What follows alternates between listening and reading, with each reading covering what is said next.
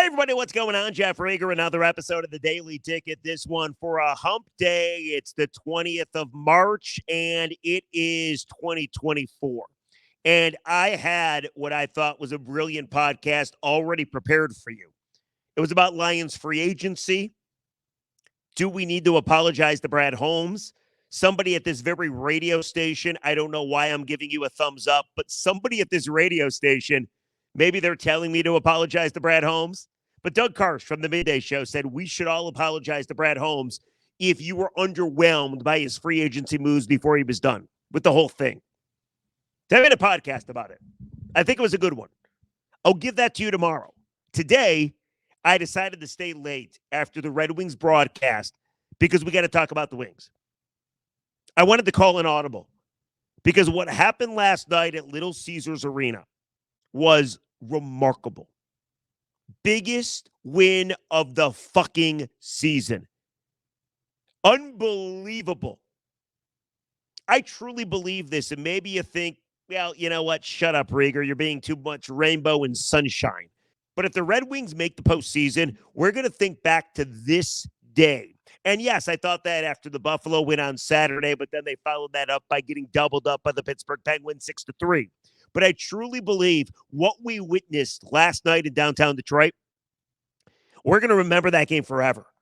That was not only a remarkable win, not only a much-needed win, but it was about as thrilling as it gets in the NHL and really in Detroit sports altogether. We should break it down, shall we? So the Wings are playing the Columbus Blue Jackets. Detroit had lost 8 of 9 games. They had lost their playoff spot to the Washington Capitals. They needed a win, and lucky for them, the Blue Jackets blow. Worst team in the Eastern Conference. One of the worst teams in all the NHL. Wings should make quick work with them. Now, yes, they had players that were sick. Little bug was going around the room. Michael Rasmussen, he played, but he was ill. Jake Woolman had a lower body injury. They're still without Dylan Larkin. They're still without Ville Husso. I don't care. You got to win a game like that. If you want to go to the postseason for the first time since 2016, you have to win a game like that after a stretch like you've been on against an inferior team. Then they came out and they were down 2-0 like that. One period in the books, the Wings trailed 2-0. I was fucking furious. I think other Wings fans too.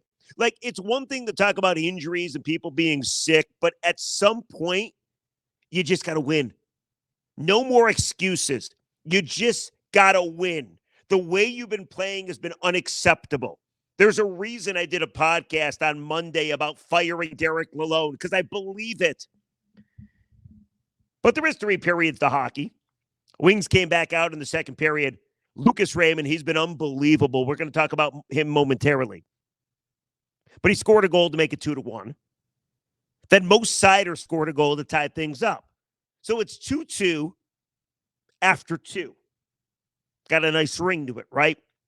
Third period gets going. Massive third period. Tons of anxiety in downtown Detroit at Little Caesars Arena. And on the power play, Kirill Marchenko scores his 18th of the season for Columbus. Wings are down 3-2. And despite winning faceoffs, having a lot of time in the offensive zone, they could not find a way to get the equalizer. It would have gone down as one of the worst losses, not just of the season, but maybe over the last decade. I am not being hyperbolic. I'm not exaggerating. You can't lose to that team in your spot when you need to be in the postseason and you're 1 point out. Wings kept pushing and pushing and pushing and pushing. And then what happened? With 13 seconds left, I believe it was 12.7 to be exact, this happened. Take a listen. The Red Wings have some magic. From the draw, tops up into that circle. Dug loose from the line. Goss to spare to Kane. Shoots the puck. Save made. Tarasenko. Raymond scores! Lucas Raymond with 12.6 seconds to go. Ties up the hockey game 3-3. Woo! All right, that's awesome. I mean, honestly, that is awesome. Lucas Raymond's been so unbelievable for the Wings. Do you know yesterday he had 2 goals, his 23rd and 24th? Lucas Raymond is keeping this team alive. 7 goals in his last 5 games. He's 21 years old. Contract year for Lucas Raymond as well. That dude is going to get paid. Do you know his first year, his rookie year back in 21-22? He had 23 goals. He now has 24 goals. There's 13 games left to play. That dude is on a freaking mission. Huge goal. Tied thing up, guaranteed the Wings at least 1 point. So they would be tied with the Washington Capitals. But you can't be happy with just one, especially against the Columbus Blue Jackets, a god-awful hockey team. You got to get 2. So they went to overtime. And you know in overtime, who do you turn to? Turn to Patrick Kane. The funny thing about this entire skid, the veterans have not been good. Alex DeBrincat finally got an assist yesterday, first point in 7 games. JT Compher had an assist last Saturday, but he hasn't been all that impressive. Only Mata's won a cup. Where's he been, the defenseman? Andrew Kopp, he's gone deep in the postseason, hasn't been a really good Red Wing. Like the veterans that Steve Yzerman went out and got for this team during this stretch of bad hockey when the captain's been out, they've been nowhere to be found. They were made for these moments, and they've been nowhere to be found. But Patrick Kane's different. Patrick Kane, all he does is feed and feed and feed you. But last night, he got the game winner. Take a listen. Sider over the Columbus line, drops it back. Here's Kane getting the feed. Left circle, moves in, tries to go upstairs, he scores! The net came loose. Patrick Kane wins it for Detroit.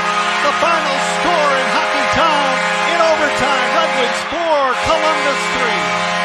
What a win for the Red Wings in come-from-behind fashion. All right, so that's the best win of the season. There's no question about it. And by the way, great calls by Ken Kale. When Lucas Raymond tied the game up in the third period with like 13 seconds remaining, I love how Kenny gave you the whoo, and Paul Woods, his reaction of surprise, like, oh, it was amazing. And then I thought that was a great call as well. Ken Kale has just this knack for capturing the moment. That's why he's the people's broadcaster. That's why he's a legend, an icon. That was a great call, and that was a great goal by Patrick Kane. Patrick Kane, people, in 38 games with the Red Wings, he's got 39 points. He's officially over a point a game after coming back with that hip resurfacing surgery. You know nobody's come back from that, right? You know nobody's come back from that surgery, with the exception of the greatest American hockey-born player of all time. He had 3 points last night, 1 goal and 2 assists. He's got a 5-game point streak. He's got 7 points in his last 5 games. Him and Lucas Raymond are keeping this team afloat. And now, just like that, they've won 2 or 3 games. How about that? And by the way, they grabbed that playoff spot back, and they got help too. So now if you look at the standings, and here I'll show you, there they are. I don't know if you could see that if you're watching on YouTube. The light is drowning it out. There you go. You see that? That's better. So the Tampa Bay Lightning have 78 points. They have that top wild card spot. The Detroit Red Wings have 76 points. They have the second wild card spot. So they are within striking distance of the Lightning.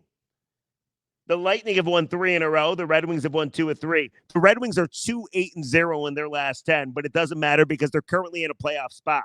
Now, later today, the Capitals are going to take on the Toronto Maple Leafs. The Maple Leafs lost yesterday.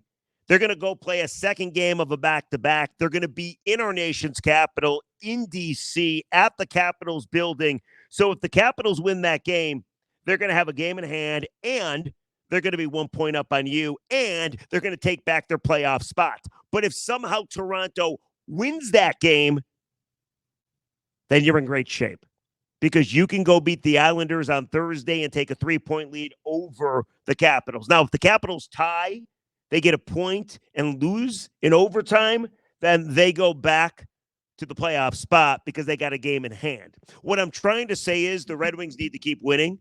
They got teams chasing them right on their tail. And you know what? This is going to be fun. This is going to be a fucking blast down the stretch. You know what's so funny? I've told this story before. I remember years ago, remember the Atlanta Thrashers? The Atlanta Thrashers didn't last long. Maybe they were around for, 5-6 years? But I remember one day going to Joe Louis Arena. It was like in March, right around tournament time. The Wings were in the postseason. We were just waiting for the postseason to start. That was back in the day where people were like, dude, wake me up when the first round begins. That was back then. Like, we took making the playoffs for granted, and you should at 25 straight years. Anyway, so the Atlanta Thrashers were in striking distance of the 8th seed. And I go into the media room, and I look around, and there's people from Atlanta doing a radio show. There's TV crews.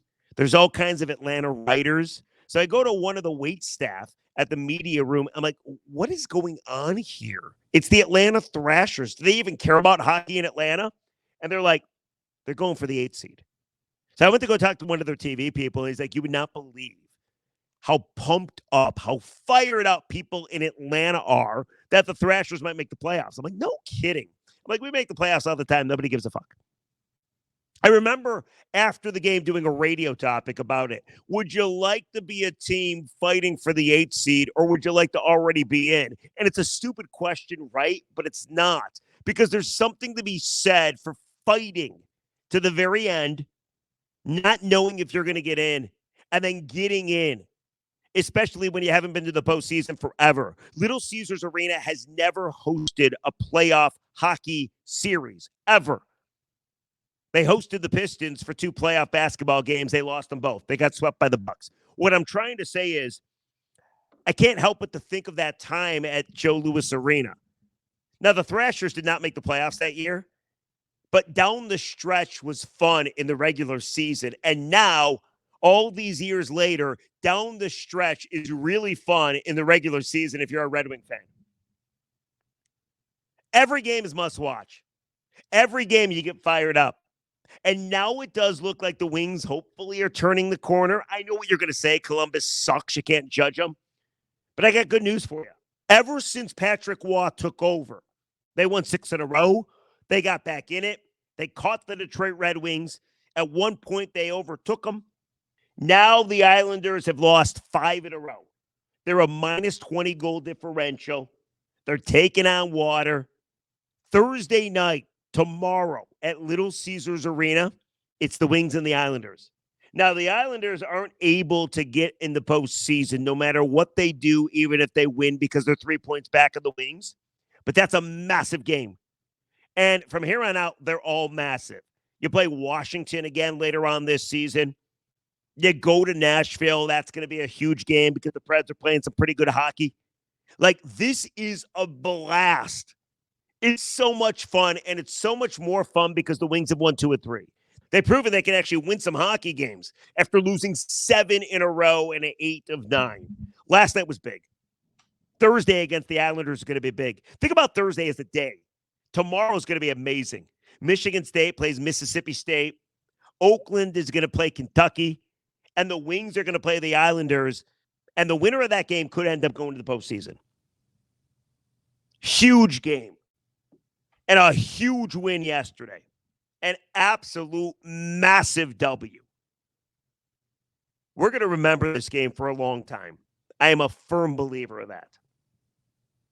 So there you go. Here's what we're going to do. We're not going to do comments today because I got comments tomorrow about yesterday's podcast. I'm curious where you are on this team. Are you watching every day like it's everything to you? Do you believe at the end of the day the Wings are going to get in? Or do you think they're going to miss their opportunity? Because they have not played great hockey. And even fun, and yeah, it was thrilling, and yeah, it was awesome. But you know what? You shouldn't lose to the Columbus Blue Jackets, and you shouldn't make it close when your playoff life is on the line and they got nothing to play for. I get it. Wings are probably gripping the stick a little hard. I get it. Columbus is probably playing free and easy because it doesn't matter to them. Doesn't matter. You want to make the postseason, you win games like this. It's that simple. I know what Victor Martinez used to say, the former Detroit Tiger. Every time the Tigers lost to a bad team, he said, listen, they drive Mercedes too. The Columbus Blue Jackets, I'm sure, maybe drive Mercedes too.